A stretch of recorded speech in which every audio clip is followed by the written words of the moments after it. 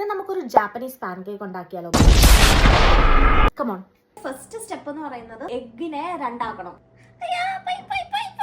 നമുക്ക് എന്താ ചെയ്യേണ്ടതെന്ന് മറന്നുപോയി, വീഡിയോ നോക്കണം. ശരി, ഒരിച്ചിരി മതി. കുറേശ്ശായിട്ട് ഇട്ട് കൊടുക്കാം. ഡിസ്ക്ലൈമർ ഗൈസ്, ഇത് ചിലപ്പം ഏതർ എപ്പിക് ഫെയിൽ ആവാനും എപ്പിക് വിജയമാകാനുമുള്ള ചാൻസ് ഉണ്ട്. ഇത് ടേസ്റ്റ് ചെയ്ത് നോക്ക്. ഇതിന് ഇച്ചിരി മാവ് ചവയ്ക്കണ്ട, കുറച്ച്. നമ്മൾ എന്താ ചെയ്യാം, അതൊരു മുട്ടയുടെ ഉണ്ണി ഇത് കൂടെ ചേർക്കണം.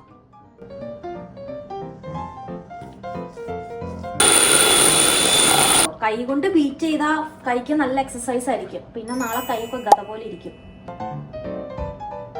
ഓക്കേ, ഇങ്ങനെയല്ല ഇത് വരണ്ടേ.